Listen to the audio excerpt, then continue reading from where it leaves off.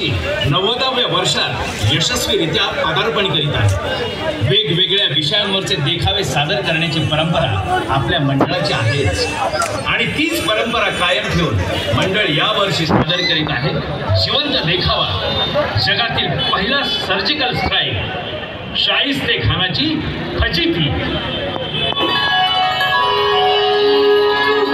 वक्रतुंड महाकाय सूर्यकोटि समप्रभ निर्विघ्नं कुरु मे देव सर्वकार्येषु सर्वदा।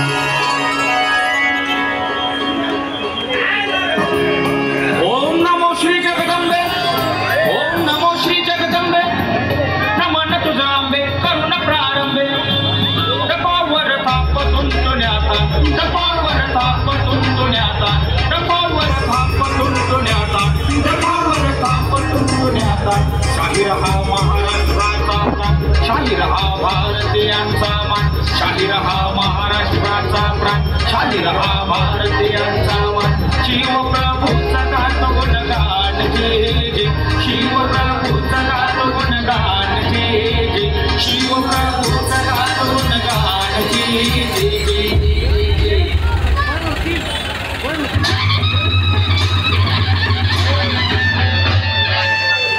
मंडळी, साल होतं 1660।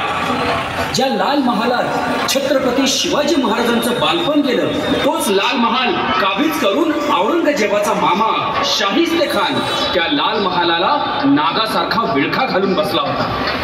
त्या पुण्यभूमीवर शिवरायांनी सोन्याचा नांगर फिरवला होता।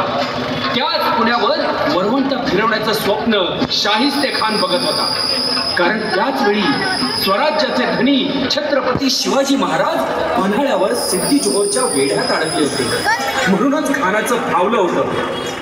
लाल महालात बसलेल्या शाहिस्तेखानाला रोखण्यासाठी, पुण्याचा सांस्कृतिक वारसा जपण्यासाठी आणि लाल महाल मुक्त करण्यासाठी शिवरायांना सिद्धीच्या वेढ्यातून बाहेर पडणं फार गरजेचं होतं। एकीकडे शिवाजी राजे, बाजी प्रभू आणि 600 बांदल मावळे पन्हाळ्यावरून निसटण्याचा बेत आखू लागले, तर दुसरीकडे शाहिस्तेखानाची नजर स्वराज्याची राजधानी असलेल्या राजगडावरती पडली। त्याने आपले सैन्य राजगडाच्या दिशेने पाठवले, पण त्याला हे माहीत नव्हतं की राजगडावर तर प्रत्यक्ष जगदंबाच उभी होती।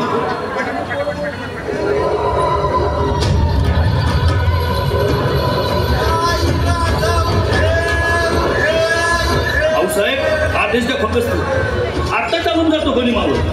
होय, दिसल तिथं बनीन कापा, मोर्चे बांधा आणि तोफा तयार ठेवा। इशारा केला की बाळ काढा। तोफांचा आवाज फार त्या शाहिस्त्यापर्यंत गेला पाहिजे।